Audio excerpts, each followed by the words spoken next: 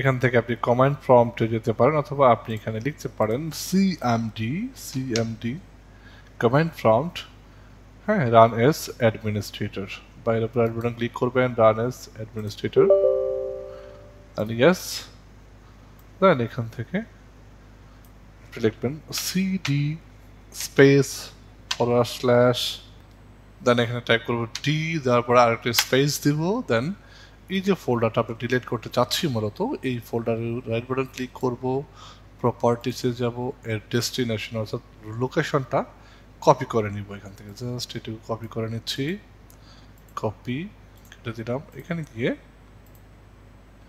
D এর পরে একটা স্পেস দিবেন, দেন এখানে গিয়ে পেস্ট করে দিবেন, দ্যাটস ইট, অ্যান্ড এন্টার।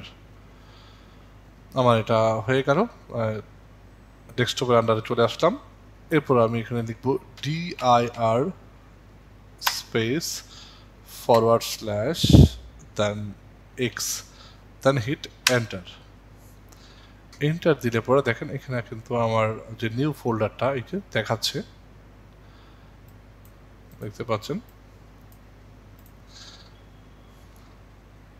দেন এখানে আমি টাইপ করব হচ্ছে, যেহেতু আমি এই ফোল্ডারটাকে ডিলিট করতে চাচ্ছি বা রিমুভ করতে চাচ্ছি, সেই জন্য আমি এখানে টাইপ করব rmdir, তারপর স্পেস দিব, দেন / দেন কিউ, আবার স্পেস দিব, দেন / দেন এস।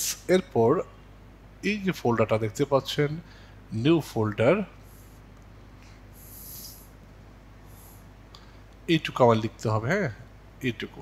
আমি যদি এটাকে কপি করতে চাই, কপি করলাম কিবোর্ড থেকে, দেন এখানে গিয়ে দেন এখানে আর একটা স্পেস দিব, দেন এখানে পেস্ট করে দিব। দেন আমি যদি এন্টার হিট করি অর্থাৎ এন্টার চাপি, আমার এই ফোল্ডারটাকে ডিলিট হয়ে যাবে, দেখবেন। ওকে, আমার ফোল্ডার কিন্তু ডিলিট হয়ে গিয়েছে।